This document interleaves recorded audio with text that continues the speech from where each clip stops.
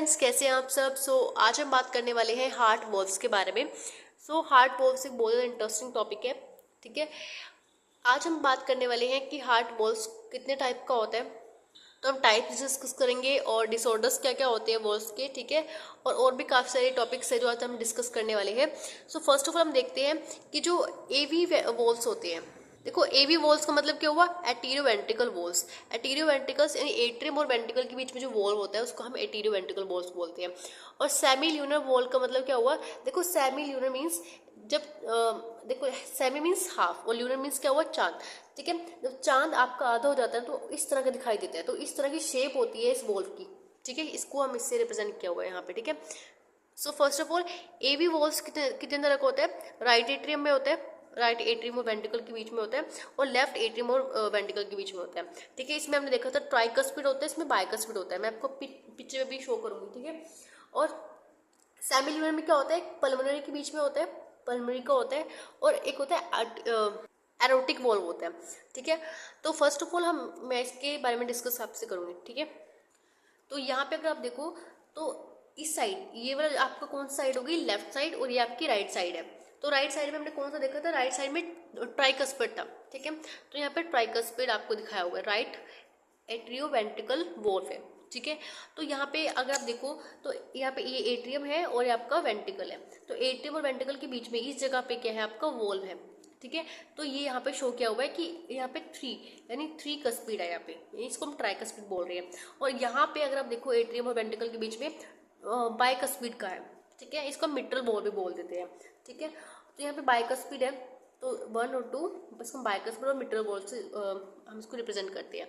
ठीक है, ये तो आपकी हो गई एटीरियो वेंट्रिकल वॉल्व यानी एवी वॉल्व्स हो गई। अब देखो, जब यहाँ पे क्या होता है, अब एक कंडीशन ये भी होती है। देखो, यहाँ पे ये आपकी है, ये जो आपको यहाँ पे शो हो रही है ये आपकी पल्मोनरी वेन है। सॉरी, हम इसको यहाँ पे आर्टरी बोलेंगे कि आर्टरीज क्या करती है? ब्लड को अवे लेके जाती है। ठीक है, दूर लेके जाती है हार्ट से, तो हम यहाँ पे पल्मोनरी आर्टरी रिप्रेजेंट करेंगे इसको। ठीक है, और यहाँ पे अगर आप देख रहे हो ये वाली इसकी जो पल्मोनरी के नीचे जो है ये वाली, इसका अरोटा, ये है आपकी अरोटा। तो यहाँ पे हमने देखा था, देखो एक ये वाली और एक ये वाली, ये भी एक तरह से क्या है? हमारे यहाँ पे वॉल्व्स है। ठीक है, अब यहाँ पे रिप्रेजेंट नहीं किए। ठीक है, आपको दोबारा एक और दिखाई जाएगी। तो यहाँ पे जो एक यहाँ पे और एक यहाँ पे, ठीक है, यहाँ पे पल्मोनरी वेन है और यहाँ पे एरोटिक वेन वॉल्व है। ठीक है, तो यहाँ पे पल्मोनरी वॉल्व और यहाँ पे एरोटिक वॉल्व है। तो यहाँ पे कुल मिला के हमारे पास 4 वॉल्व्स हो गए। ठीक है, और यहाँ पे जो यहाँ पे पल्मोनरी और एरोटिक होती हैं, ये भी एक तरह से आप बोल सकते हो ट्राइकस्पिड है। ठीक है, यानी इस तरह होते हैं ये भी। और अगर हमारा जैसे इन चारों में से हमारे पास बाइकस्पिड सिर्फ एक ही होता है, लेफ्ट एवी वॉल्व्स होती है। ठीक है, ये लेफ्ट एवी वॉल्व्स है, हमारे पास सिर्फ बाइकस्पिड होता है ये, बाकी तीनों के तीन ये ट्राइकस्पिड होते हैं। ठीक है, अब देखो यहाँ पे ये जो हमने देखा था इसको पल्मोनरी वॉल्व बोलते हैं, और ये जो है इधर वाला, ये वाला है, इसको एरोटिक वॉल्व बोलते हैं। ठीक है, अब देखो पल्मोनरी वॉल्व जो है ये वाली जो आपको यहाँ पे शो की है, देखो ट्राइकस्पिड है। ठीक है, यानी इसकी थ्री कस्पिड है। और यहाँ पे अगर आप देखो ये वाला सॉरी ये वाली, तो यहाँ पे एरोटिक वो जो वॉल्व है इसकी भी थ्री कस्पिड है। ठीक है, एक तरह से थ्री डिवीजन हो रखे हैं इसकी ऐसे करके। तो यहाँ पे इसको ओपन किया जाता है बाय ब्लड। तो जब यहाँ पे ब्लड आता है ना, तो ब्लड का प्रेशर लगता है, तो ब्लड के प्रेशर से ही ऐसे ओपन हो जाती है। ठीक है, यहाँ पे ओपन दिखाया है, यहाँ पे क्लोज दिखाया है। तो ओपन जब होंगे तो इस तरह के कुछ ऐसे शो होंगे आपको। ठीक है, अब देखो हमने चारों वॉल्व्स के बारे में अच्छे से बात की है। अब देखो यहाँ पे एक मेन चीज क्या है, देखो क्या होता है जब एवी वॉल्व्स जो होती है, एवी वॉल्व्स में जब यहाँ पे एट्रियम में ब्लड आता है, ये वाला एट्रियम और ये वाला एट्रियम दोनों साथ कॉन्ट्रैक्ट करते हैं। ठीक है, जब दोनों साथ कॉन्ट्रैक्ट करेंगे तो ये दोनों तरफ से क्या होगा? ब्लड वेंट्रिकल में आ जाएगा आपकी। ठीक है, यहाँ पे वेंट्रिकल में आ जाएगा ब्लड। तो फिर क्या होगा? अब वेंट्रिकल की बारी है कॉन्टैक्ट करने की, और ब्लड कहाँ जाएगा कॉन्टैक्ट करके? ब्लड कॉन्टैक्ट करके इनके थ्रू, पल्मोनरी और एरोटा के थ्रू अपने अपने जहाँ पे उनकी बॉडी ऑर्गन्स में जहाँ जहाँ पे ब्लड भेजते हैं वहाँ पे जाएगा फर्दर। ठीक है, अब इसमें क्या होता है, देखो यहाँ पे एक बहुत ही इंटरेस्टिंग चीज़ है। जब एवी वॉल्व्स ओपन होते हैं तो जो ये पल्मोनरी और एरोटिक वॉल्व्स होते हैं वो बंद रहते हैं। ठीक है, देखो ध्यान से सुनो, जब एवी वॉल्व्स बंद रहते हैं तो ये दोनों खुल जाते हैं, ऐसे होता है। जब ये दोनों ओपन रहते हैं तो ये दोनों बंद हो जाते हैं, ऐसे होता है। देखो यहाँ पे क्या होता है, जब ब्लड को यहाँ पे आना है, जब ब्लड को यहाँ पे आना, तो ऐसा हो सकता है ना कि जब एट्रियम कॉन्ट्रैक्ट करे, ब्लड वेंट्रिकल्स में आए, तो ये यहाँ पे चांसेस क्या होता है कि ब्लड यहाँ से ना चला जाए पहले, ठीक है। तो अच्छे से यहाँ पे जब ब्लड यहाँ पे फील हो जाता है तब ये दोनों बंद होते हैं, उसके बाद फिर यहाँ से ब्लड जाता है, ठीक है। तो यानी एक टाइम पे, जैसे एक टाइम पे क्या होगा, एक ही बार में, जैसे फॉर एग्जाम्पल एक टाइम पे एवी वॉल्स खुलेंगे और एक टाइम पे क्या होगा, ये दोनों बंद रहेंगे, उसके बाद ये दोनों खुलेंगे, पल्मोनरी और एरोटिक वॉल्स खुलेंगे, ठीक है। आई होप आपको ये कंसेप्ट क्लियर हुआ होगा। देखो अब हम बात करते हैं डिसऑर्डर्स की। तो वॉल्व्स के ये सारे डिसऑर्डर है, तीनों डिसऑर्डर जो है ये वॉल्व्स के रिलेटेड है, ठीक है। अब पहला जो डिसऑर्डर है हमारे पास है स्टेनोसिस। स्टेनोसिस क्या होता है, जब हार्ट वॉल्व नैरो जाता है, तो इस कंडीशन में क्या बोलते हैं, स्टेनोसिस, ठीक है। नेक्स्ट हमारे पास है इनकम्पिटेंसी। इसमें क्या होता है, जब जो वॉल्व्स होते हैं वो प्रिवेंट यानी इनेबल हो जाते हैं to prevent the back flow. तो जब बैक फ्लो अच्छे से नहीं हो पाता, ठीक है, तो इसलिए लंग्स में फ्लूइड ना अच्छे से, मतलब लंग्स में क्या होता है, जो ब्लड होता है उसको फर्दर जाना होता है आगे, ठीक है, हार्ट के अंदर। तो हार्ट जो पल्मोनरी आर्टरीज है वो अच्छे से ब्लड नहीं भेज पाएगी हार्ट के अंदर। तो इससे क्या होगा, एक तरह से लंग्स जो है एक तरह से प्रेशर लगेगा उसमें और एक तरह से एडिमा टाइप हो जाएगा, ठीक है। तो यहाँ पे एक कंडीशन हो जाती है।